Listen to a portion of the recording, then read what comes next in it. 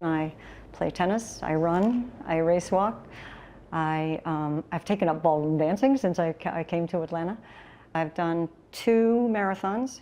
But since 60-year-old Catherine Murray Rust moved to Atlanta last summer, she's been on a different kind of marathon.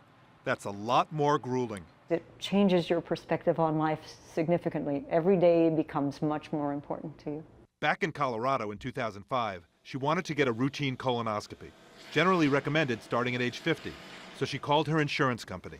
I asked if they would cover a colonoscopy, and they asked me whether it was preventive or diagnostic. And I said it was preventive, and they said, in which case we won't pay for it. She delayed the $3,000 test.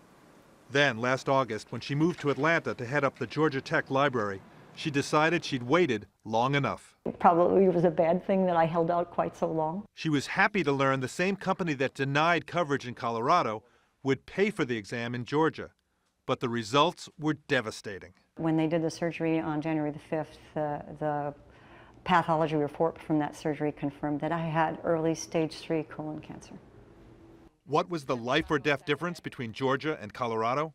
Georgia, which received an A in the colon cancer report card, has a law requiring that insurance companies pay for colon cancer screening.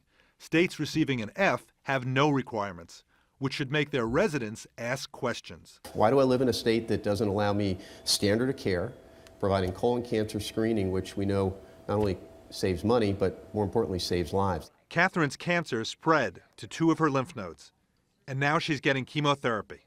It's extremely difficult for oneself and for one's family.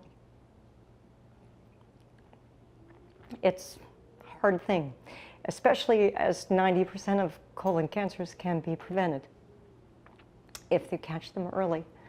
On a bittersweet note, Colorado became an A state this year, which means the insurance company must cover a colonoscopy if the doctor orders one. Katie? And John, what about this recent study that indicated colonoscopies may not be as effective as previously thought?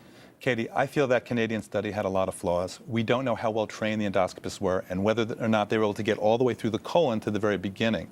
The fact remains, colonoscopy remains the gold standard. And there's some other methods, flexible sigmoidoscopy, good or bad? It's better than nothing, but it's sort of like doing one breast on a mammogram. You're only looking at half of the colon. And virtual colonoscopies? Virtual colonoscopies use a CAT scan to look for polyps, and the problem is that they can pick up lesions, but they can miss flat polyps. And if you do have a polyp, then you have to go do the clean out all over again and get a colonoscopy to remove the polyp. And what about these tests that determine if there are blood in stools? By the time you have blood in your stool, you pretty much have a cancer. So they're not a preventative test. And really what we're after, Katie, is to find these polyps early before they become cancer. All right. Dr. Jon LaPook. John, thank you so much.